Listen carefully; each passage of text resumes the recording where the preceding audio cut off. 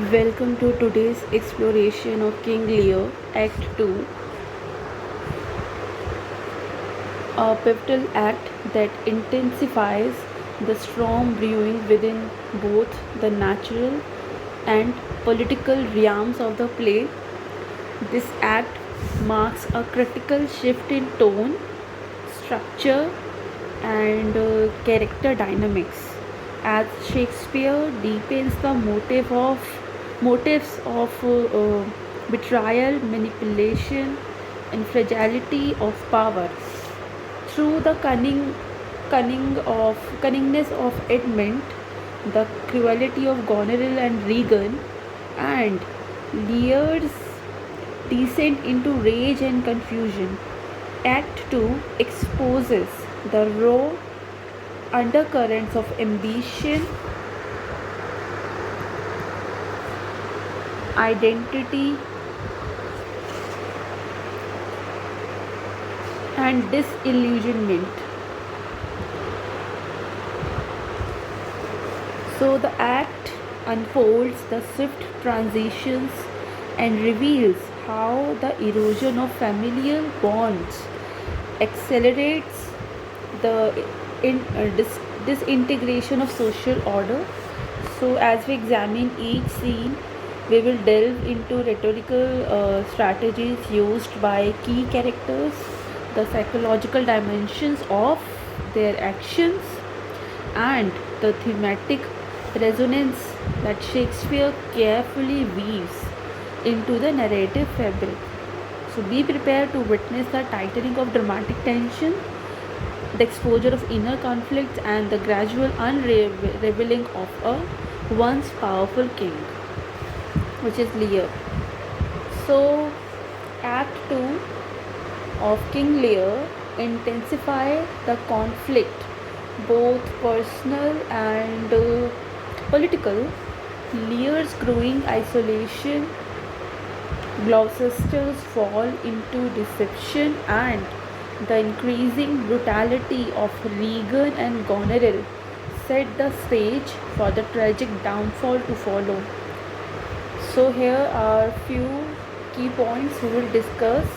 The first one is power dynamics shift intensely.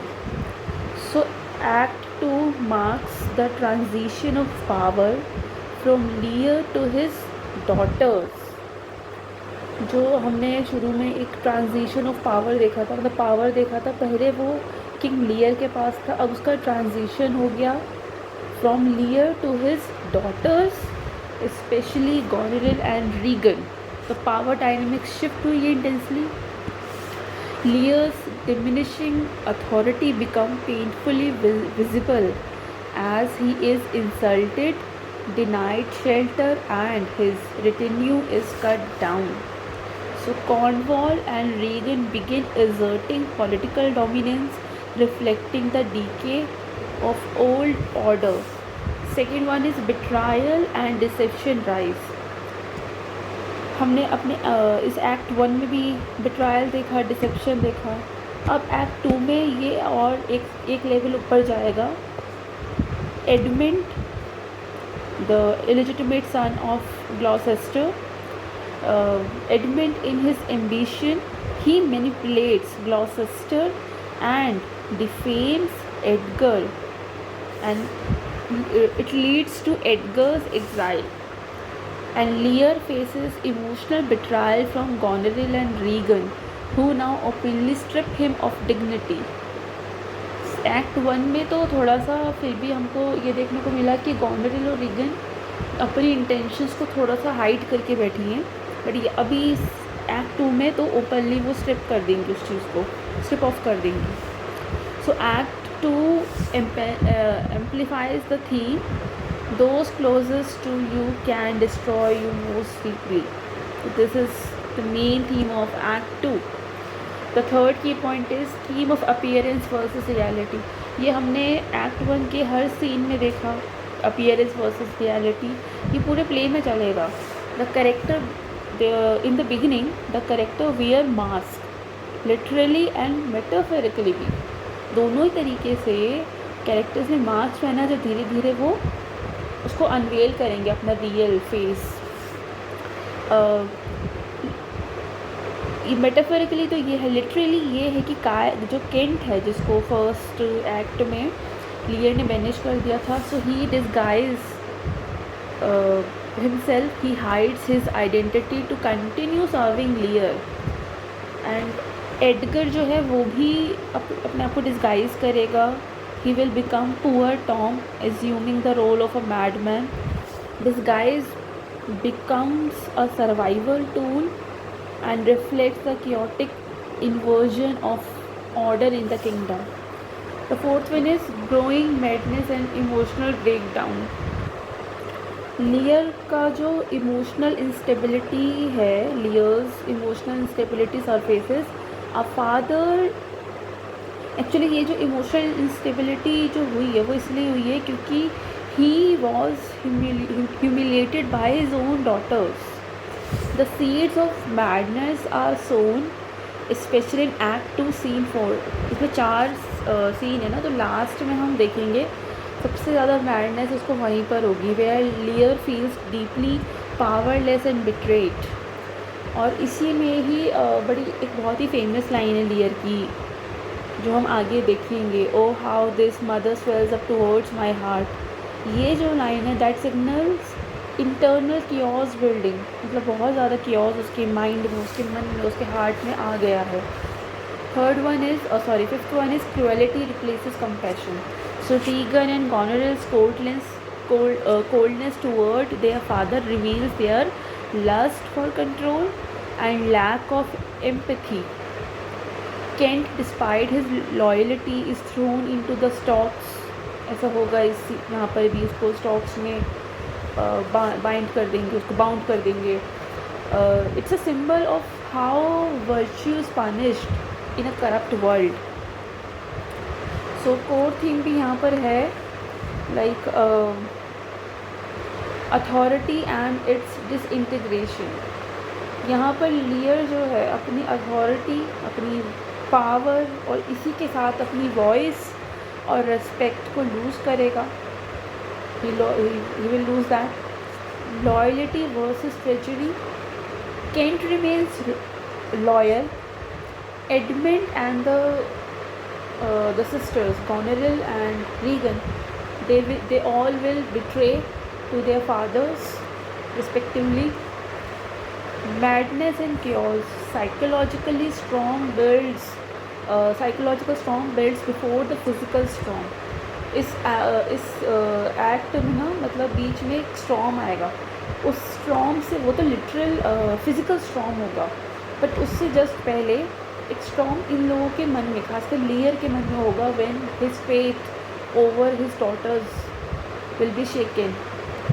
तो madness and cures दोनों इसमें इस एक्ट के कोर थीम है। Psychological strong builds before the physical strong. Justice and injustice. Injustice go unchecked, wrongdoers thrive. जो injustice करेंगे, they will be rewarded, they will get the power, the honor, everything, they will get everything. और justice की बात नहीं होगी इस वाले act में। सो इम्पॉर्टेंट मोटिव्स ये है यहाँ पर कि डिस्गाइज है, यहाँ पर केंट यहाँ पर डिस्गाइज है एज केस, और एडगर यहाँ पर डिस्गाइज्ड होगा as a poor Tom. Deception है यहाँ पर, एडमंड धोखा देगा अपने फादर को, गॉनरेल और रीगन भी अपने फादर को धोखा दे रही है। Nature versus unnaturalness. यहाँ पर जो डॉटर्स हैं, डॉटर्स का बिट्रायल जो है वो अननेचुरल है, और एडमंड जो है वो नेचर्स लॉ को चैलेंज करता है। अब यहाँ देखिए दो चीज़ें हैं बड़ी इंपॉर्टेंट। ये जो अननेचुरलनेस है ये रीगन और गॉनरेल का बिट्रायल है। क्यों? क्योंकि वो तो, उनके साथ तो कभी कोई सोसाइटी ने कुछ गलत नहीं किया, they were legitimate children of her father, उनके साथ तो कभी कुछ गलत नहीं हुआ, स्टिल फिर भी उन्होंने अपने फादर को बिट्रे किया, दैट इज़ अननेचुरल। लेकिन एडमंड जो है उसका इस तरह से करना, मतलब नेचर के लॉ को चैलेंज करना, वो यहाँ पर ये नेचर है। यहाँ पर animals and beast. Lear Edgar and other describes trial in animalistic terms, जैसे बीच में हम पढ़ेंगे tigers daughters, suggesting loss of humanity.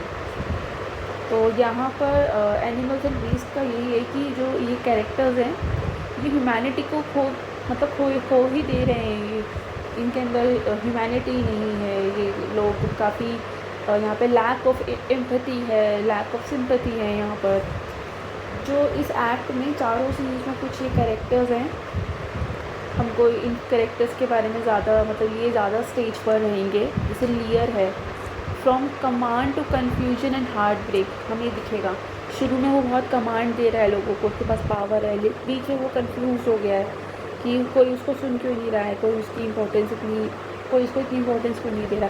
Last में जब उसको रियलाइज़ होता है कि उसके पास पावर नहीं बची, उसके पास कोई अथॉरिटी नहीं है, उसके बच्चों ने उसको धोखा दिया है, उसका हार्ट ब्रेक हो जाता है। एडमंड जो है वो काफ़ी झूठ बोलेगा, काफ़ी चीज़ें फ्रेम करेगा इसमें, इस एक्ट में, ठीक है। एडगर बेचारा फ्रॉम नोबिलिटी टू मैडनेस की तरफ चला जाएगा फॉर सर्वाइवल। नहीं तो उसके फादर ने तो उसको बिल्कुल उसके अगेंस्ट हो गया बिल्कुल, तो अपनी जान बचाने के लिए भी, नहीं तो एडमंड उसको मार देगा। वो एक पागल, एक पुअर टॉम का कैरेक्टर में डिस्गाइज कर लेता खुद को ताकि वो सर्वाइव करे एटलीस्ट। केंट भी अपनी लॉयल्टी को अपहोल्ड करने के लिए वो भी डिस्गाइज करेगा खुद को। और गॉनेरिल एंड रीगन, ये दोनों काफ़ी पावर हंगरी हैं। ये इनके पास काफ़ी क्रुएलिटी है, ये काफ़ी क्रूअल है ये। तो हम ये इस एक्ट में हम लोग ये पढ़ेंगे। So act 2 scene 1, manipulation and madness begins. यहाँ पर सेटिंग है ग्लाउसेस्टर के कैसल में। मेन कैरेक्टर्स यहाँ पर एडमंड और एडगर और ग्लाउसेस्टर, रीगन और कॉर्नवॉल है। 5 कैरेक्टर रहेंगे यहाँ पर।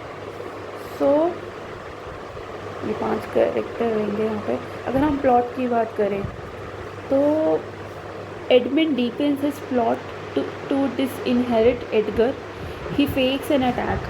ये देखो ना, he fakes an attack by Edgar, actually wound himself and convinces Gloucester and that Edgar plotted patricide.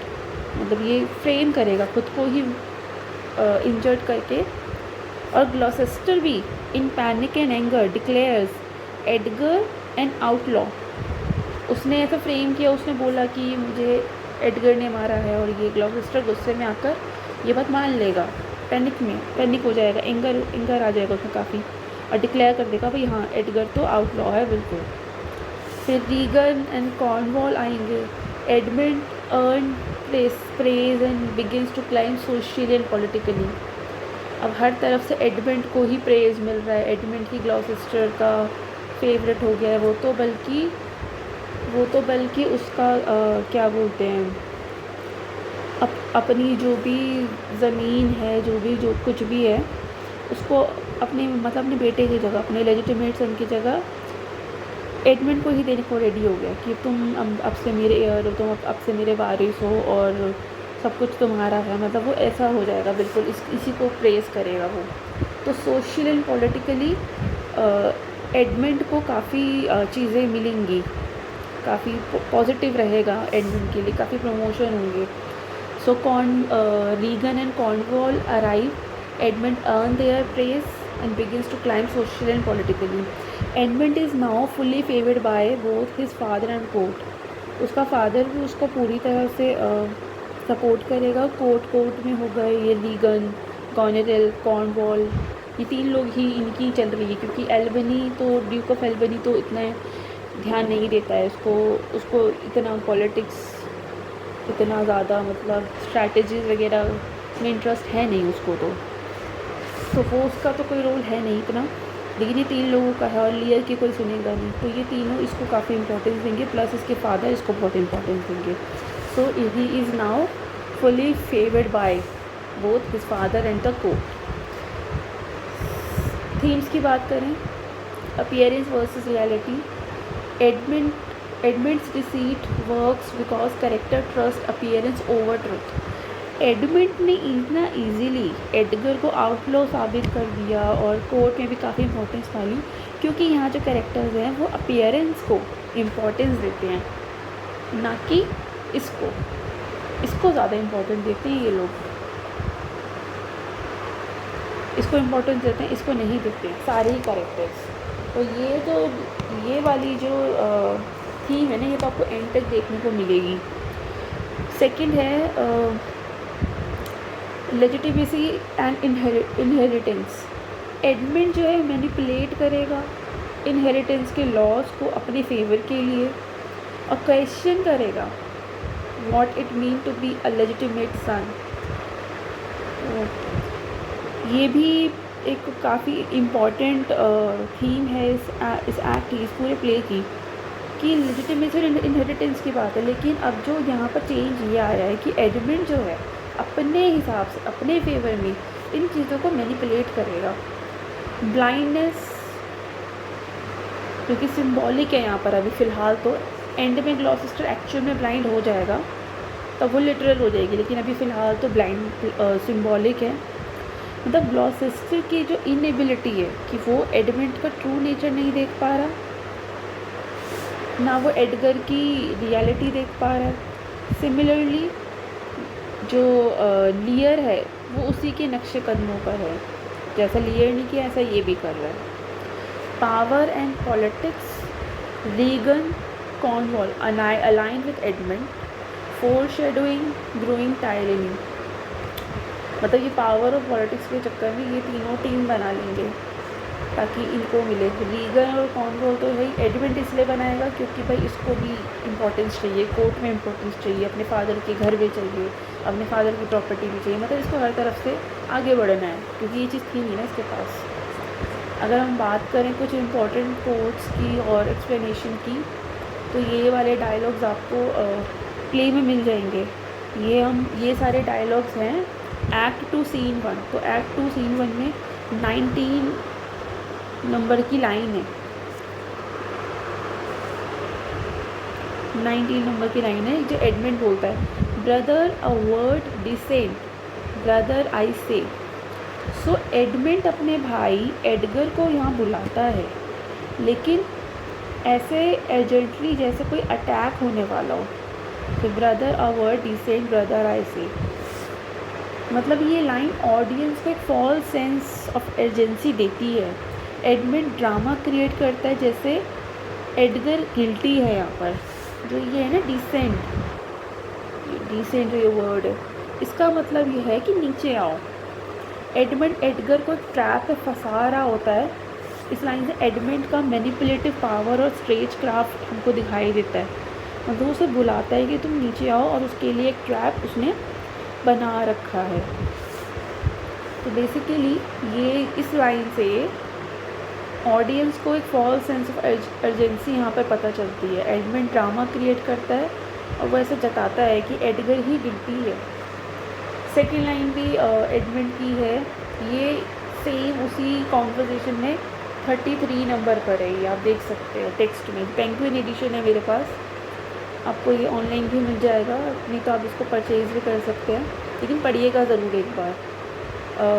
फिर से बोलता है some blood drawn on me would beget opinion.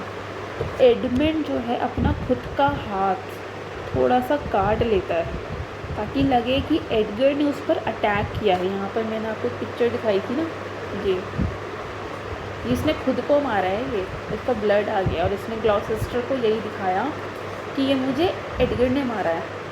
तो खुद पे अटैक करता है ये और ऐसा फ्रेम करता है कि एडगर ने उस पर अटैक किया। तो ये भी जो ट्रेजेडी वर्ल्ड की एक बहुत ही इम्पॉर्टेंट थीम है, अपीयरेंस वर्सेस रियलिटी, जो हमने यहाँ डिस्कस की थी। ये वाली ये यहाँ पर फिर से दिखा रहे हैं हमको कि अपीयरेंस यही है कि एडगर ने इसको अटैक किया, लेकिन रियलिटी क्या है, रियलिटी इसकी बिल्कुल ऑपोजिट है कि एडगर ने इस पर अटैक नहीं किया, इसने खुद को मारा है। तो this is appearance versus reality, इस थीम का कोर है ये लाइन। अब जैसे ये ब्लड ड्रॉन, ये जो लाइन है blood drawn। इसका मतलब है कि जानबूझ के चोट लगाना और फेक एविडेंसेस बनाना। बिगेट ओपिनियन, इसका मतलब है कि यानी कि लोगों की सिंपैथी और बिलीफ जीतना कि भाई मुझे तो इसने जानबूझ के चोट मारी है ना, और यहाँ लोगों की सिंपैथी और बिलीफ जीतेगा। ये एक मास्टर स्ट्रोक ऑफ डिसीट है। मतलब इस तरह से अपने आप को चोट मार के सामने वाले को गिल्टी रिप्रेजेंट करना, मास्टर स्ट्रोक क्या हम कह सकते हैं उसको, धोखा देने में। ठीक है, अब ये देखो, जब ये चोट वगैरह ये देखता है तो ग्लॉसेस्टर बहुत ज़्यादा पैनिक हो जाता है, बहुत ज़्यादा गुस्सा हो जाता है अपने खुद के बेटे से, एडगर से, और कहता है where is the villain Edmund. ये 40 नंबर लाइन पर है। ये इस लाइन के थ्रू हमें सब समझ में आता है कि ग्लॉसेस्टर सीन में आते ही एडमंड से पूछता है कि विलन एडगर कहाँ है। मतलब उसने आते ही देखा कि खून निकल रहा है एडमंड के हाथ से, और उसने यही बताया कि मुझे तो चोट मारी है इसने, एडगर ने। तो वो इस बात को मतलब मतलब वो उसको एग्जामिन भी नहीं कर रहा है इस बात को कि इसमें कितना सच हो सकता है, इसने भी मारा हो और मारते हुए इसको लग गई हो। सच तो कुछ भी हो सकता है ना। एटलीस्ट हमको एग्जामिन तो करना चाहिए, इन्वेस्टिगेट तो करना चाहिए ना, कि भाई हमें सिर्फ एक साइड नहीं देखना चाहिए, हमें दूसरा साइड भी देखना चाहिए। लेकिन यहाँ पर ग्लॉसेस्टर जो इतना ज़्यादा ब्लाइंड है कि उसने आते ही एडमंड से पूछा कि वो विलन एडगर है कहाँ। तो ये जो आयरनी ये है एक्चुअल कि एक्चुअल विलन जो है वो कौन है, वो एडमंड खुद है, पर ग्लॉसेस्टर उस पर विश्वास करता है। तो ये लाइन हाईलाइट करती है कि ग्लॉसेस्टर इज़ ब्लाइंड, मतलब, और वो ब्लाइंडली उस पर एडमंड पर वो भरोसा करता है। ये प्ले की एक ट्रैजिक आयरनी है, क्योंकि आयरनी का मतलब होता है जब ऑडियंस को पता रहता है सच, लेकिन कैरेक्टर्स को नहीं पता होता। तो इस तरह की सिचुएशन को हम आयरनी कहते हैं। तो ये प्ले का ट्रैजिक आयरनी है, क्योंकि ऑडियंस को सब पता है, सच पता है कि भाई ये विलन है, इसने सब कुछ फ्रेम किया है, फॉर्ज किया है इसने सब कुछ, लेकिन कैरेक्टर्स को नहीं पता है। ये एक लाइन है एडमंड की है, this weaves itself perforce into my business. ये 14 नंबर लाइन में है। यहाँ एडमंड जानता है कि कॉर्नवॉल और रीगन उसके फादर जो हैं ग्लॉसेस्टर उसके घर आ रहे हैं। ठीक है, तो ये लाइन एडमंड एक अपॉर्चुनिस्टिक होकर कहता है, मतलब कि this piece itself perforce into my business. उसे पता है कि जो कोर्ट जिनके हाथ में है, किंगडम जो अब चला रहे हैं, वो है रीगन और कॉर्नवॉल, और वो दोनों ही अभी घर आने वाले हैं। तो ये बहुत ही अपॉर्चुनिटी है, गोल्डन अपॉर्चुनिटी है कि मैं अपने फादर को अपनी तरफ कर लेता हूँ, और ताकि सब कुछ घर भी मेरे फेवर में हो, मतलब फैमिली मेरे फेवर में हो, मेरे फादर मेरे फेवर में हो, और कोर्ट भी मेरे फेवर में हो। तो यहाँ पर मतलब ये अपॉर्चुनिस्टिक थिंकिंग को रिप्रेजेंट करता है एडमंड की ये लाइन। ये जो है ना वीव्स, इसका मतलब ये है कि सिचुएशंस ऑटोमेटिकली उसके प्लान्स में फिट हो जाती है। वो खुद वीव होता है इसे बुनना, तो वो इस तरह से सब कुछ प्लान कर रहा है कि सब कुछ सारी सिचुएशन उसके प्लान में ऑटोमेटिकली फिट होती जा रही है। ये भी ये जो लाइन है वो ये भी दिखाती है कि वो सिर्फ इमोशनल मैनिपुलेशन नहीं कर रहा है, बल्कि पॉलिटिकल मैनिपुलेशन भी कर रहा है। इमोशनल मैनिपुलेशन तो वो कर रहा है अपने फादर के साथ, अब पॉलिटिकल मैनिपुलेशन वो करेगा रीगन और उसके हस्बैंड कॉर्नवॉल के साथ। ठीक है, नेक्स्ट है लॉयल, जो कि ग्लॉसेस्टर की लाइन है ये, loyal and natural boy, I will work the means to make thee capable. इस दी का मतलब होता है यू, पता ही होगा आप लोगों को। तो ये जो लाइन है आपको 83 to 84 मिल जाएगी एक्ट 2 सीन 1 में। तो इस लाइन से हमें पता चलता है ग्लॉसेस्टर एडमंड से इतना ज़्यादा खुश हो जाता है कि उसको लॉयल बोलता है, नेचुरल बॉय बोलता है, और कहता है कि मैं तुम्हारे लिए, तुम्हारे फ़ायदे के लिए काम करूँगा, तुमको कैपेबल बनाऊँगा। मतलब यहाँ उसको वो अपना वारिस बनाने की, अपना एयर बनाने की, अपना वारिस बनाने की सोच रहा है। नेचुरल जो ये वर्ड है, नेचुरल का यहाँ दो मतलब है एक्चुअली। नेचुरल का पहला मतलब है कि एडमिट इलेजिटिमेट है, ठीक है, मतलब बास्टर्ड सन है। दूसरी तरफ वो लॉयल और वर्दी समझा जा रहा है, मतलब वो लेजिटिमेट इलेजिटिमेट होने के बावजूद वो नेचुरल है, मतलब वो लॉयल है और वो वर्दी है, वो लॉयल है और वो वर्दी है, ऐसा समझ रहा है। और make thee special, to make thee capable, to make thee capable, इसका मतलब एडगर की जगह एडमिट को अब ये प्रॉपर्टी का हकदार वारिस बनाएगा। ये जो कोट है ना, ये वाली, ये ग्लॉसेस्टर की ब्लाइंडनेस, एडमिट की सक्सेस और theme of inversion of natural order सबको रिफ्लेक्ट करता है। बहुत इंपॉर्टेंट लाइन है ये। इस सीन 1 के कुछ मोटिव्स हैं, जैसे कि ब्लड एंड वायलेंस। जैसे एडमिट जो है वो सेल्फ इंजरी करता है खुद को, और वो सेल्फ इंजरी क्या बन जाती है, टूल ऑफ डिसीट। इसी से तो पूरा फेवर में हो गया है ग्लॉसेस्टर एडमिट के। अगला है नेचुरल ऑर्डर डिस्टर्ब्ड, मतलब एक बास्टर्ड सन पावर गेन करेगा through unnatural means. As per society norms जो सन इलेजिटिमेट होता है उसका प्रॉपर्टी पे कोई हक नहीं होता, अगर इलेजिटिमेट सन है तो। लेकिन यहाँ पर क्या होगा, अननेचुरल थिंग होगी, मतलब नेचुरल ऑर्डर डिस्टर्ब होगा, यानी कि एक बास्टर्ड सन पावर को गेन करेगा, वो भी कैसे, अननेचुरल तरीक़ों से, अननेचुरल मीन्स से। So this is all about act scene 1। अब सीन 2 पर हम जाते हैं, ऑनर रेज एंड रिस्ट्रेन।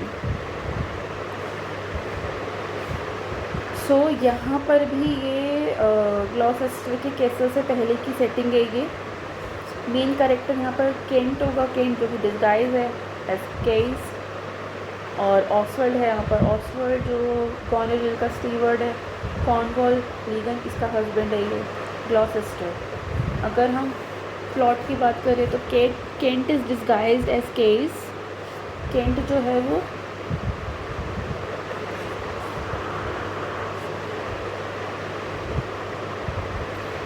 बन गया है, ये argues and fights with Oswald, मतलब ये इससे लड़ेगा, ठीक है, गॉनरेल के स्टीवर्ड से। कॉर्नवॉल और रीगन आ जाएंगे और वो केंट को बहुत ज़्यादा गुस्सा आ रहा होगा, ये लड़ रहा है ना ऑसवर्ड से, तो इसके एग्रेशन पे ये एकदम शॉक्ड हो जाएंगे। जबकि ग्लॉसेस्टर डिफेंस करेगा, बट फिर भी कॉर्नवॉल जो है वो केंट को पनिश करेगा और उसको ये स्टॉक्स में रखवा देगा। ये स्टॉक्स होते हैं, ये उस समय पर जिस समय की ये कहानी लिखी हुई है, प्ले लिखा हुआ, उस समय इस तरह की सज़ाएं दी जाती थी। शायद अब तो मुझे पता नहीं कितने टाइम तक दी गई, I have no idea about this, लेकिन उस समय पर तो ये दी जाती थी। तो ये ग्लॉसेस्टर जबकि इसका डिफेंस भी करता है, लेकिन फिर भी ये कॉर्नवॉल इसको ऐसे पनिश कर देता है, इसको स्टॉक्स में रखवा देता है। So this act is public humiliation of king's messenger, a huge insult to Lear. देखो ये इसकी सर्विस में आ गया था, केंट केस बन के आ गया था, तो ये कोर्ट में जाता है और किंग का मैसेंजर बन के, और इसकी पब्लिक ह्यूमिलेशन होती है, ठीक है। तो हम थीम्स की बात करें तो honour and loyalty. So Kent acts out of loyalty to Lear, loyalty को रिप्रेजेंट करता है, not out of personal malice. उसका कुछ पर्सनल तो है नहीं, वो तो जो भी उसने गुस्सा किया, एग्रेशन दिखाया, वो सब किस लिए किया, अपने किंग के लिए वो लॉयल था, इसलिए उसके ऑनर में आके किया। रिवेंज एंड ह्यूमिलिएशन, कॉर्नवॉल जो है केंट को ह्यूमिलिएट करता है, foreshadowing how the new regime will treat Lear. और ये ह्यूमिलिएशन जो है, ये जो ह्यूमिलिएशन है, ये सिर्फ केंट को एक पनिशमेंट नहीं दी गई है, ये एक तरीके का सिंबल है, एक तरह का मैसेज है ये टू लियर, कि अब इस नए रूल में, क्योंकि अब रूल लियर का नहीं है और इस नए रूल में इस तरह की ट्रीटमेंट ही मिलेगी। तो ये लियर के लिए एक मैसेज है ये, कि new regime will treat लियर like this. Power misuse है यहाँ पर, सही बात है, पावर मिसयूज तो है। Cornwall begins to assert unjust power, early signs of tyranny. तो यहाँ पर ये कुछ कीज हैं। अब इम्पोर्टेंट कोट्स की अगर हम बात करें तो सबसे पहले केंट का डायलॉग है, a knave rascal and eater of broken meats. ये काफ़ी बड़ी लाइन है, आप देख लीजिएगा, 12 से लेकर 19 तक लाइन है, ये 7 लाइन हुई टोटल, ये सारा नहीं लिखा है मैंने। तो केंट जो है disguise as Caius hurls a stream of insult at Oswald, जो गॉनरेल का स्टीवर्ड है, क्योंकि गॉनरेल के स्टीवर्ड को गॉनरेल ने पहले ही इंस्ट्रक्शन दी थी कि जो मर्जी है करो, जैसे मर्जी मेरे फादर को ह्यूमिलिएट करो। तो ये एक कॉमिक बट हार्श मोनोलॉग है, और ये it's full of Elizabethan insults. उस समय पर इस तरह की चीज़ें होती थी। Kent is fiercely loyal to Lear and detests Oswald for serving Goneril who mistreats the king. तो ये ऑसवर्ल्ड को एक तरह से डांटता है कि तुम क्यों गॉनरेल को इतना सर्व कर रहे हो, जबकि वो तो अपनी फादर जो कि किंग भी हैं उनके साथ इतना मिसबिहेव करती है। तो ईटर ऑफ ब्रोकन मीट्स, इसका मतलब ये है कि तुम जो बचा कुचा खाता है, लेफ़्ट ओवर, दम someone who Yeats left over, मतलब ये ऑसवर्ल्ड को कह रहा है कि तुम बड़े लो स्टेटस हो, तुम बहुत ही अनवर्दी हो, और तुम जो और मतलब ये इसको बहुत ज़्यादा ह्यूमिलिएट करता है कि तुम्हारा लेवल बहुत कम है, तुम तो कुछ भी नहीं हो, तुम इतने बड़े किंग को तुमने मिसबिहेव किया उसके साथ। और it shows Kent's fiery loyalty and Oswald perceived cowardice. ये ऑसवर्ल्ड को काफ़ी कॉवर्ड बोलता है, काफ़ी नीचा दिखाता है, ये इसको काफ़ी नीचा दिखाता है। ये और भी बहुत कुछ कहता है, जैसे नेव होता है बिल्कुल लो लेवल का एकदम, rascal an eater of broken meats, a base, proud, shallow, beggarly, three-suited, 100-pound, filthy, worsted, stalking knave, lily-livered, action-taking knave, ये काफ़ी कुछ बोलता है। whoreson, glass-gazing, super serviceable, finical rock, a trunk inheriting slave, मतलब बहुत कुछ बोलता है। ये 7-8 लाइन है जिसमें ये काफ़ी ज़्यादा इसको मतलब ये बहुत ज़्यादा ह्यूमिलिएट करता है, इसको बहुत अग्रेशन भी, इसको गुस्सा भी आ रहा है। नेव का मतलब बेसिकली होता है जो बहुत ही डिसऑनेस्ट हो, बहुत ही रॉक पर्सन हो, मतलब स्काउंड्रल हो, डिसीटफुल हो, अनरिलायबल हो, मतलब बड़े सारे गलत सारे शब्द। तो ये इसको ऐसे बोलता है कि भाई तुम तो मतलब किसी लायक नहीं हो। और ये जो एक कॉमिक बट एक हार्श मोनोलॉग है, यहाँ पर केंट अपना बहुत ज़्यादा अग्रेशन दिखाता है उसके लिए जिसने उसके मास्टर को मिसट्रीट किया है, ठीक है। नेक्स्ट लाइन है ये Cornwall, what are thou need, ये 88 पर है ये लाइन। इसका मतलब ये कि जब ये इसका एग्रेशन देखते हैं, केंट का एग्रेशन देखते हैं, तो कॉर्नवॉल ना जानना चाहता है, Cornwall demands to know who he is, ये है कौन, ये जो इतना ज़्यादा बोल रहा है, इतना ज़्यादा ये मतलब ह्यूमिलिएट कर रहा है, और ये बहुत ज़्यादा गुस्सा दिखा रहा है कि जिसने भाई किंग को मिसट्रीट किया है उस पर इतना गुस्सा दिखा रहा है, ये है कौन। तो केंट जो तो Cornwall calls Kent a knave, मतलब a dishonest fellow, immediately judging him based on appearance and behavior. It reflects Cornwall's arrogance and foreshadows his own role in injustice. तो यहाँ पर हमें कॉर्नवॉल का खुद का हमें दिखता है कि वो कितना एरोगेंट है, और उसकी फोरशेडो भी दिखती है कि उसका खुद का कितना बड़ा रोल है इनजस्टिस करने में। तो ये काफ़ी इम्पॉर्टेंट है ये भी। नेक्स्ट है केंट बोलता है, sir I am too old to learn. ये भी 3-4 लाइन्स हैं एक साथ, 125 से लेकर 127 तक है ये। यहाँ पर केंट जो है वो he reply sarcastically when Cornwall accuses him of being disrespectful and in need of reform. जब उसको जब ये इन लोगों को मतलब काफ़ी ज़्यादा क्रिटिसाइज़ कर रहा होता है, तब कॉर्नवॉल इसको एक्यूज़ करता है, मतलब कि भाई तुम खुद इतने डिसरेस्पेक्टफुल हो, हमें कैसे इतना डिसरेस्पेक्ट कर रहे हो, तुमको तो सुधारने की ज़रूरत है, you must need to reform yourself. तो उसे कहते हैं कि तुमको सज़ा मिलेगी। तो केंट इस बात पे रिप्लाई करता है कि sir I am too old to learn. So यहाँ पर केंट के जो वर्ड्स है they reflect wisdom, pride and defiance. He implies that he has lived long enough to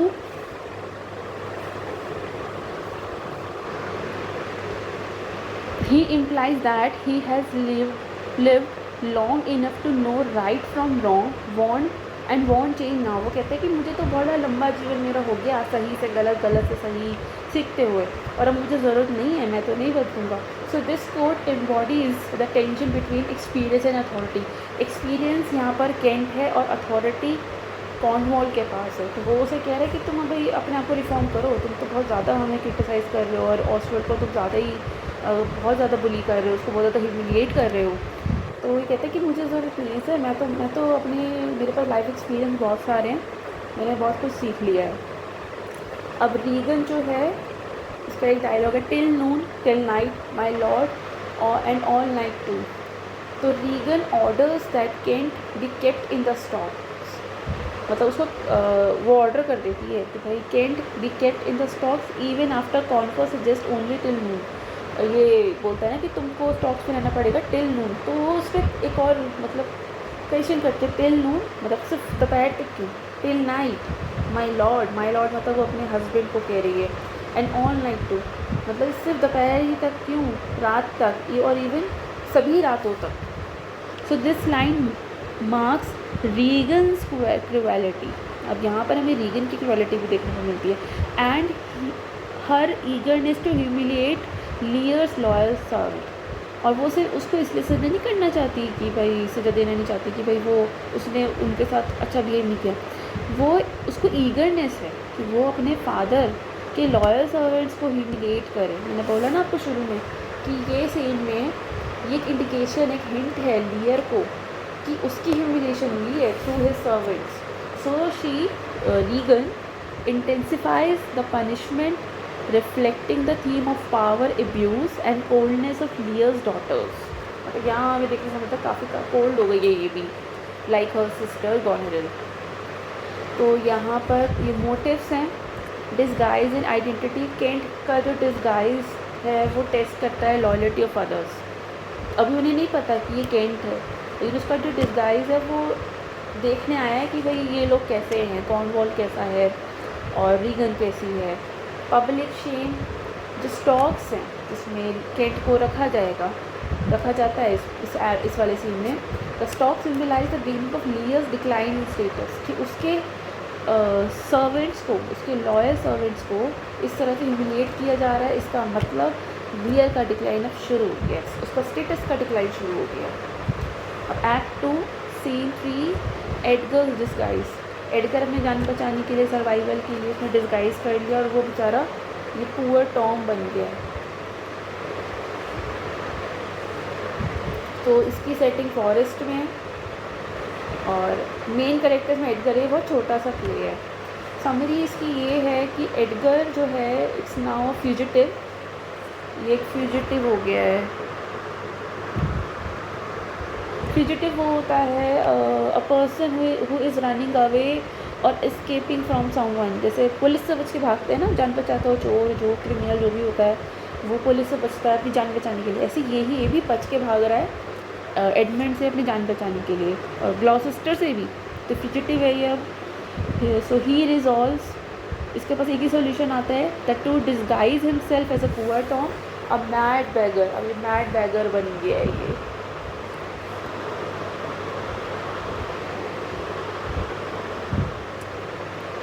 So he strips down, prepares mentally and physically to assume his role.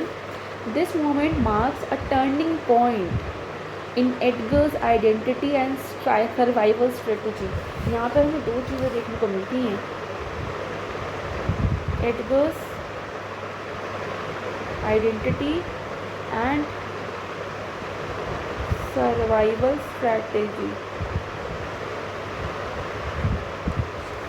उसकी survival strategy क्या है, उसकी identity, मतलब उसको अपनी survival के लिए अपनी आइडेंटिटी को भी छुपाना पड़ता है। तो थीम यहाँ पर है आइडेंटिटी और मैडनेस। एडगर जो है वो चूज़ करता है मैडनेस को ताकि उसकी प्रोटेक्शन हो। अगर वो पागल नहीं बन के घूमता, अगर वो बेगर नहीं बनता तो उसको मार दिया जाता है या उसको बहुत ज़्यादा हार्म पहुँचा दिया जाता है या उसको पनिश कर दिया जाता है। अब वो प्रोटेक्शन पाने के लिए मैड हो गया है। सेकेंड थीम है इसमें survival. So disguise become necessary to survive a world ruled by lies and power. जब दुनिया में ये इस प्ले की दुनिया में तो लाइज और पावर जो है वो गलत लोगों के पास है, तो जो सही लोग हैं, जो लॉयल लोग हैं, जो एक्चुअल में गुड लोग हैं, उनको तो सर्वाइव करने के लिए डिस्गाइज करना ही पड़ेगा। इम्पोर्टेंट कोट्स यहाँ पर दो ही है क्योंकि ये बहुत छोटा एक्ट है, बहुत छोटा सीन है, प्लस इसमें एडगर का ही पूरा बात है, इसमें सिर्फ एडगर ही है इस वाले सीन में। पहला है, ये बिल्कुल शुरू में है ये वाली लाइन ना। So act 2 scene 3 of King Lear is short but very significant, focusing solidly on Edgar's transformation. Edgar का क्या ट्रांसफॉर्मेशन हुआ है कि वो अब he disguised himself as a beggar, as a mad beggar even. So यहाँ पर कुछ इंपॉर्टेंट कोट्स हैं, जैसे जो बिल्कुल पहली फर्स्ट से लेके थर्ड लाइन तक है, ये 3 लाइन है, ये बिल्कुल शुरू की लाइन है इसके डायलॉग में। ये I heard myself proclaim and by the happy hollow of a tree escape the hunt. तो कॉन्टेक्स्ट इज़ लाइक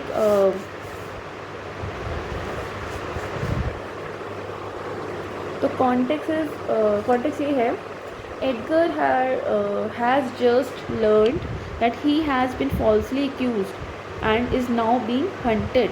उसको समझ में आ गया है कि मुझे फॉल्सली एक्यूज़ किया गया है और अब मेरा का शिकार होगा, मतलब मुझ पर अटैक किया जाएगा, मुझे टारगेट किया जाएगा। So heard myself proclaimed. Here Edgar is shocked that he has been declared a criminal. जबकि उसने ऐसा कुछ किया नहीं है, लेकिन फिर भी उसको क्रिमिनल बना दिया गया, डिक्लेयर कर दिया गया है। Happy hollow of a tree, it means ये पोइटिक इमेज है actually. It shows how nature becomes his refugee while humans turn against him. कि जो लोग हैं वो तो उसके अगेंस्ट हो गए, तो अब ये जो हैप्पी होलो ऑफ ट्री है, मतलब जो नेचर है वही उसको बचाएगी, वही उसको प्रोटेक्ट करेगी। So this quote reflects Edgar's isolation को रिप्रेजेंट करता है ये। Sense of बिट्रायल,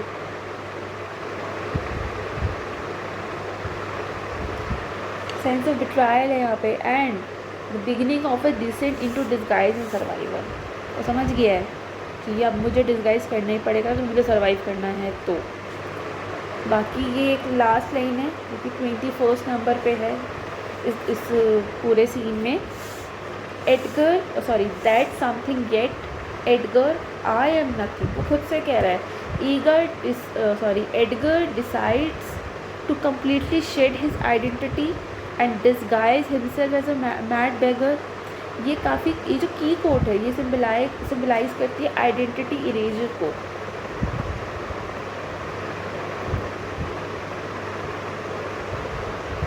identity erasure by saying Edgar I am nothing. ये जो बोलता है ना Edgar I nothing am, he declares that his former identity is dead.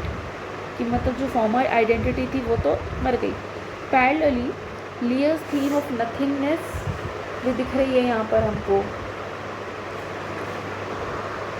मतलब अब तो उसकी जो उसकी आइडेंटिटी है बिल्कुल फ्रजाइल हो गई। It reflects the place recurring theme identity is fragile and constructed. अब यहाँ पर ये पुअर टॉम बन गया है। So this is the moment Edgar becomes poor Tom, a mad beggar and one of the most haunting roles he adopts. तो ये एक पैराडॉक्स भी है यहाँ पर। इवन नथिंग इज़ समथिंग, मतलब कुछ नहीं कुछ होना भी है, but in Shakespeare's logic losing identity becomes a kind of power. मतलब यहाँ पर ये जो इसने अपनी आइडेंटिटी लूज़ की है, ये इसकी एक तरह की पावर बनेगी। अब क्यों ऐसा होगा? Because Edgar is now free to move unseen. अब वो कहीं पर भी जा सकता है। तो जो एक्ट 1 में लियर ने कहा था ना, nothing will come of nothing, ये इस चीज़ को मिरर करता है। मतलब अब वो है, वो अपने लिए कुछ कर सकता है, अपनी इनोसेंस प्रूफ करने के लिए वो कुछ कर सकता है, क्योंकि अब वो डिस्गाइज है, अब उसे कोई नहीं पहचानेगा। अगर हम पूरे सीन 3 की बात करें तो कुछ यहाँ पर थीम्स हमको समझ में आते हैं, जैसे ट्रांसफॉर्मेशन एंड डिस्गाइज, यहाँ ओवरऑल थीम है ये। लॉस ऑफ आइडेंटिटी है, सर्वाइवल वर्सेस मॉरलिटी है, नेचर एज रिफ्यूजी है, मैडनेस एज प्रोटेक्शन है, कि मैडनेस ही प्रोटेक्शन कर पा रही है। अब मोटिव्स की बात करें, madness, Edgar self induce madness parallel लियर future design. Edgar का जो सेल्फ इंड्यूस मैडनेस है वो क्या पैरेलल में है? वो किसके पैरेलल में है? लियर का फ्यूचर क्या होगा? लियर भी तो ऐसे ही पागल हो जाएगा। नथिंगनेस, ये रिकरिंग आइडिया है। Truth exist only after stripping away everything false. Truth तभी एग्जिस्ट करता है जब झूठ बिल्कुल, फॉल्स जो होता है वो बिल्कुल स्ट्रिप अवे हो जाता है। ठीक है। अब लास्ट सीन है इसका, act 2 scene 4, the king is insulted. ये बहुत बड़ा सीन है और बहुत इंपॉर्टेंट सीन है। ये ग्लॉसेस्टर की कैसल के बाहर का, इसमें ये कुछ मेन कैरेक्टर्स है, Lear, Kent, fool, Gloucester, Regan and Goneril. इसमें शुरू क्या होता है कि जो ये लियर है, ये अपनी एक बेटी से तो बहुत ज़्यादा गुस्सा हो गया गॉनरेल से, लेकिन अभी क्या है कि उसको लगता है कि रीगन अच्छी है, कहते हैं ना, I stay with Regan and me and my knights. तो उसको अभी तक भी लग रहा है कि भाई ये जो रीगन है ये ठीक है, ये अच्छी है, और ये इससे अपनी इसकी बड़ी बहन की शिकायत भी करता है, लेकिन धीरे धीरे इसको रीगन भी रियलाइज़ करा देती है कि मैं भी कम नहीं हूँ। अगर हम प्लॉट की बात करें तो Lear arise to find Kent in the stocks, और वो स्टॉक्स में देखकर उसको गुस्सा हो जाता है, और गुस्सा आ जाता है उसको। और जब उसे पता चलता है कि रीगन ने ये सब किया है, रीगन और उसके हस्बैंड ने ये सब किया है, तो उसे और गुस्सा आ जाता है। Regan and then Goneril confronts Lear, और वो उसको ब्लेम करती है कि तुम ही अपने डाउनफॉल के लिए तुम खुद ही जिम्मेदार हो। And they both refuse to house his full retinue of knights. पहले तो गॉनरेल ने मना कर दिया था कि भाई मैं नहीं रखूँगी तुम्हारे जो भी हैं, तुम्हारे जो नाइट्स हैं मैं उनको नहीं रखूँगी, लेकिन अभी रीगन भी धीरे धीरे मना कर देगी। So Lear is abandoned with nowhere to go. अब कहाँ जाएगा वो? पहले तो गॉनरेल के यहाँ से तो वो यही कह के निकल गया था कि भाई मैं तो रीगन के साथ रह लूँगा, अभी रीगन के साथ भी नहीं रह पा रहा। Now he realise that his power has truly vanished. ख़त्म उसकी कहानी, ख़त्म उसकी पावर, अब उसका कोई रूल नहीं है, वो कोई किंग नहीं है अब। और स्ट्रॉन्ग जो है that is about to begin both literally and emotionally. इस सीन के बाद में स्टॉर्म आता है, और इससे जस्ट पहले लियर के माइंड में, लियर की लाइफ में, लियर के दिल में, दिमाग में, सब जगह स्टॉर्म आता है। तो यहाँ पर जो थीम है वो है loss of power and dignity. लियर की अथॉरिटी कम्प्लीटली अंडरमाइंड हो गई है। बिट्रायल बाय चिल्ड्रन, रीगन और गॉनरेल मिलकर अपने फादर के अगेंस्ट हो गई हैं, दोनों मिल गई हैं। किसकी? और हो किसके अगेंस्ट गई हैं? अपने खुद के फादर के। Madness approaches. सो लियर का जो साइकोलॉजिकल स्टेट है वो लियर का जो साइकोलॉजिकल स्टेट है अब वो क्रम्बल होने लग गया है। अब उसका साइकोलॉजिकल माइंड है जो बहुत डिस्टर्ब होने लग गया है कि दोनों बेटियों ने मुझे कितना ज़्यादा एग्जैजरेट किया था, मेरी प्रेज़ की थी सीन 1 एक्ट 1 में, एक्ट 1 सीन 1 में, और ये बिल्कुल ऑपोजिट हैं।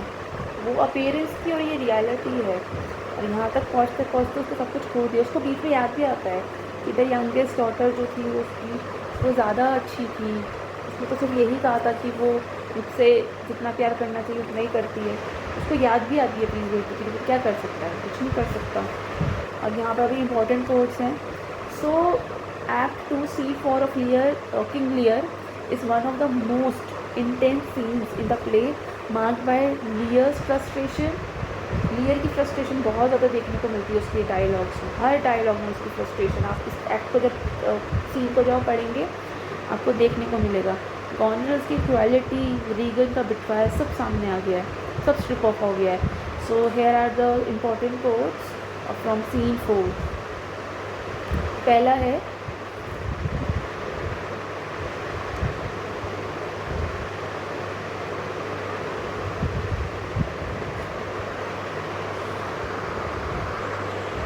हाँ जी, तो ये कुछ कोट्स हैं सीन 4 की। पहली ये लाइन है, I'll have such revenges on you both, that's all the world shall. I'll do such things what they are, yet I know not, but they shall be the terrors of the earth. यही line आपको मिल जाएगी scene 4 में 274 से लेकर 278 तक। ये कि ये जो लाइन्स है, ये लियर बोलता है, वो अपनी बेटियों पर बहुत ज़्यादा गुस्सा है, वो उन पर थ्रेट करता है actually. Lear threatens to exact revenge on Goneril and Regan for their betrayal। वो कहता है कि here Lear's anger reaches a fever pitch and he speaks about revenge without clarity or reason. His loss of rationality is evident and he can't even articulate his plans। मतलब इतना ज़्यादा वो frustrate हो गया है, इतना ज़्यादा उसका दिल टूट गया है कि वो रिवेंज लेगा, वो मतलब उनको थ्रेट कर रहा है, लेकिन कोई क्लैरिटी नहीं है, कोई उसके पास कोई रीज़न भी नहीं है, उसको समझ नहीं आ रहा कि मैं क्या बोलूँ। रैशनैलिटी बिल्कुल लॉस हो गई उसकी। His loss of rationality is evident and as he can not even articulate his plan. तो क्या करेगा, प्लान क्या रहेगा, कुछ भी नहीं है। जो उसका ये जो रेज है ना, ये काफ़ी क्योटिक है, काफ़ी ज़्यादा क्योज है उसके माइंड में। That rage foreshadows his complete emotional collapse. इतना एजड वो है, उस ऐसी एज में उसने अपने, और वो उस तरह का इंसान था जिसको फ्लेटरिंग बहुत पसंद थी, जिसको अच्छा अच्छा सुनना बहुत पसंद था, और उस इंसान को अब ये जिन्होंने बहुत अच्छा अच्छा बोलकर सारी उसकी किंगडम, उसकी सारी रॉयल्टी, उसकी रॉयल्टी, उसको सब कुछ ले लिया। अब वही बच्चे इसको इस तरह से बिट्रे कर रहे हैं। सो उसका तो कंप्लीट इमोशनल कोलैप्स होना तो बनता ही है। And the destruction he will bring upon himself and others. वो बहुत ज़्यादा हेटेड फील कर रहा है टूवर्ड्स हिज डॉटर्स। उसको बहुत ज़्यादा बुरा लग रहा है, बिल्कुल इमोशनली कोलैप्स हो गया उसका माइंड, उसको बहुत बहुत ज़्यादा बुरा लग रहा है। एक ये जो डायलॉग है, ये गॉनरिल और ये रीगन, ये गॉनरिल का है, मैं लिखना भूल गई यहाँ पर, ये गॉनरिल का डायलॉग है ये। जब वो बोलती है कि what need you 5 in 20, 10 or 5 to follow in a house where twice so many have a command to tend you। इस पर रीगन बोल देती है what need 1। तो यहाँ गॉनरिल जो है,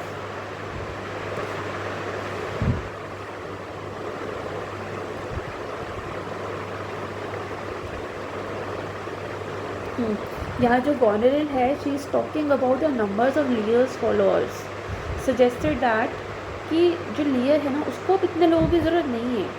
मतलब कितने, 5 की, 20 की, 10 की, 5 की, मतलब 25 की, कितने की ज़रूरत है, किसी की भी ज़रूरत नहीं। उसको इतने जो 100 नाइट्स रखे हैं उसने, उनका क्या ही यूज़ है।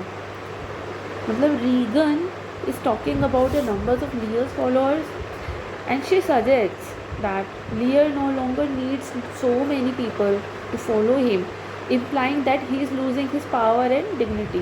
पहले वो राजा था, किंग था, रूलर था वो, तो वो 100 नाइट्स अपने साथ रखता था, क्योंकि तब उसके पास पावर थी, डिग्निटी थी। अभी पावर डिग्निटी दोनों खो गई है, he is losing all this power and dignity. तो अभी गॉनरिल अपने फादर को कह रही है कि इतना क्या ज़रूरत है, इतने सारे लोगों को अपनी सर्विस पे रखने की ज़रूरत क्या है। मतलब तुम्हें 5-6 रख लो, 10 रख लो, 20 रख लो, इससे ज़्यादा क्या ज़रूरत है। लेकिन रीगन तो उससे ज़्यादा बोल देती है व्हाट नीड 1, मतलब एक की भी क्या ज़रूरत है। So this quote highlights Regan's cruel pragmatism. मतलब इसका तो उसको पता था गॉनरिल का, लेकिन यहाँ पर रीगन का भी हो गया। दे बोथ क्वेश्चंस, ये भी क्वेश्चन और ये भी क्वेश्चन है। इन दो क्वेश्चन से ये दोनों दे question Lear's authority and mocks him for thinking if he really need a retinue, making it clear that she and Regan, मतलब Goneril and Regan, are intent on stripping him of his former glory. So this represents a breakdown of Lear's authority and the betrayal by his own daughters. अपनी खुद की daughters ने उसको इस तरह का बिट्रायल कर दिया है, उसका दिल तो बहुत बहुत ज़्यादा टूट गया है.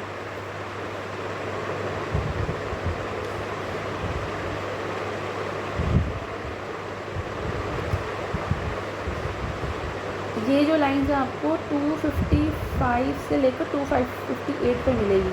मतलब ये वाली लाइन्स पहले आती हैं, ये बाद में आती हैं. ये इसका एक्चुअल रिप्लाई है, ये इसका रिस्पॉन्ड है. ये एक्शन है और ये इसका रिस्पॉन्ड है. तभी वो उन दोनों को एकदम कर्ज कर रहा है, उनसे बदला लेने की बात कर रहा है, क्योंकि वो दोनों बहन इस तरह की बात कर रही हैं कि क्या ज़रूरत है ये सब. सो अगला है, ये किंग लियर कहता है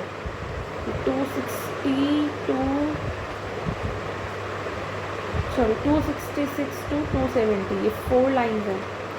You see me here, you gods, a poor old man, as full of grief as age, rest in both. It be you, the ad stir this daughter's heart. So Lear, reflecting on how his daughters have changed towards him, acknowledges his vulnerability and loss of power. तो यहाँ पर लियर खुद को देखता है as a victim of time and age और time का victim देख रहा है वो खुद को.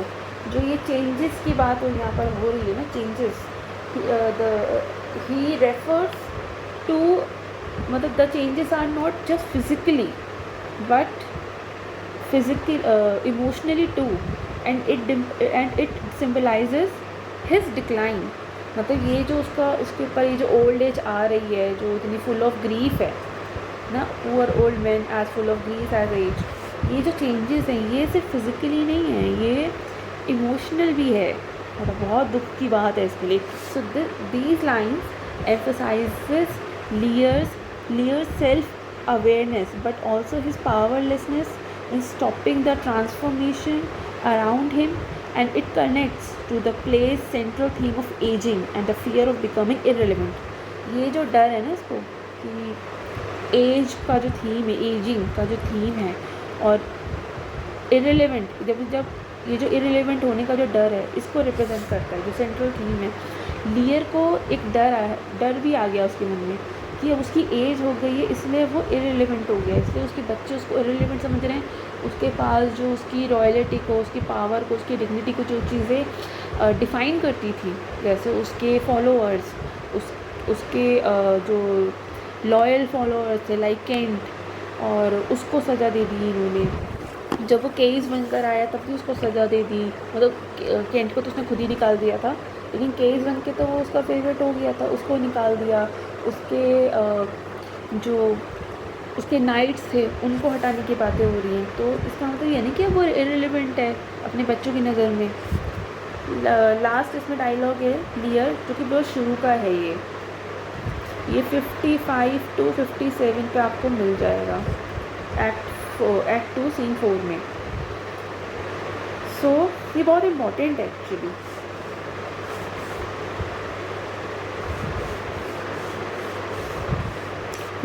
Oh, how this mother swells up toward my heart, hysterica passio, down thou climbing sorrow.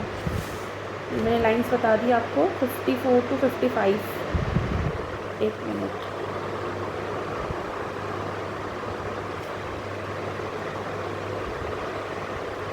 ये आपको मिल जाएगा. इसका मतलब है कि लियर reacts emotionally after seeing Kent in the stocks. जब वो केंट को स्टॉक्स में देखता है ना तो उसको बहुत ही बुरा लगता है, इमोशनली बहुत टूट जाता है. ये हिस्टेरिका पैशियो, ये एक ओल्ड टर्म है for hysteria thought to rise from the वॉर्म to the chest. Lear feels a rush of sorrow and anger, and ये जो इसका रश और एंगर है इसको इक्वेट करता है फिजिकल पेन के साथ। So this quote showcases his mental and emotional overwhelm, a powerful movement of psychological insight. जब वो देखता है ना कि मेरा लॉयल सर्वेंट को ऐसे स्टॉक्स में बिठा रखा है, पनिश किया हुआ है, तो वो ये देखकर उसको ये बुरा लगता है कि ये मतलब जो उसके बच्चों ने, उसकी बेटियों ने उसको जो हिंट दिया है, कॉर्नवॉल ने जो उसे हिंट दिया था वो उसे समझ गया वो ये उसके साथ अब बहुत बुरा होने वाला है। उसके पास कोई पावर नहीं है, उसके खुद के पर्सनल जो उसके सर्वेंट्स हैं उनको इस तरह से ट्रीट किया जा रहा है, मतलब उसको भी इनडायरेक्टली ऐसे ही ट्रीट किया जा रहा है। अगर हम मोटिव्स की, अगर हम थीम्स की बात करें एक्ट 2 सीन 4 में, सो बिट्रायल और इन ग्रेटिट्यूड यहाँ है, और मतलब लियर की डॉटर्स ने उसको बिट्रे किया है, मैडनेस यहाँ पर है, लॉस ऑफ कंट्रोल है, पावर एंड अथॉरिटी है that is being stripped away, nature versus unnatural है, मतलब लियर का लॉस ऑफ पावर यहाँ पर हो गया है, रिवेंज है यहाँ पर, विंडिक्टिवनेस है यहाँ पर। अगर हम मोटिव्स की बात करें तो स्ट्रॉन्ग, ये नेचर्स मिरर है, मतलब नेचर मिरर्स लियर इमोशनल स्ट्रॉन्ग। ये सब देखकर इस पूरे सीन 4 के बाद लियर के मन में बहुत ज़्यादा दुख उमड़ आता है, बहुत ज़्यादा दुख उमड़ आता है, मतलब वो तो बिल्कुल टूट जाता है। और सच में ये ऐसा होता भी है, तूफ़ान आ जाता है, जैसे मूवीज़ में होता है ना, जब हीरो का दिल टूट जाता है तो बारिश हो जाती है, हीरोइन का दिल टूट जाता है, तूफ़ान आ जाता है, ऐसे ही इसमें भी दिखाया गया। पावरलेसनेस है यहाँ पर, even Kings can be rendered homeless and helpless. जब पावर चली जाती है तो किंग के भी घर चले जाते हैं, वो भी हेल्पलेस हो जाते हैं। सो this is all about act 2। इसमें 4 सीन्स थे, हमने चारों को ही डीपली डिस्कस किया है। और ज़्यादा समझने के लिए आपको ये टेक्स्ट पढ़ना चाहिए, ये लेक्चर आपको काफ़ी ज़्यादा हेल्पफुल रहेगा अगर आप टेक्स्ट को पढ़ते हैं। लैंग्वेज इतनी भी ज़्यादा टफ नहीं है अगर आप इसको पढ़ेंगे तो। बाकी अगर आपको थीम और मोटिव्स और आपको थोड़ी बहुत चीज़ें पता रहती हैं तो टेक्स्ट को, ओरिजिनल टेक्स्ट को पढ़ना थोड़ा सा आसान हो जाता है। Thank you.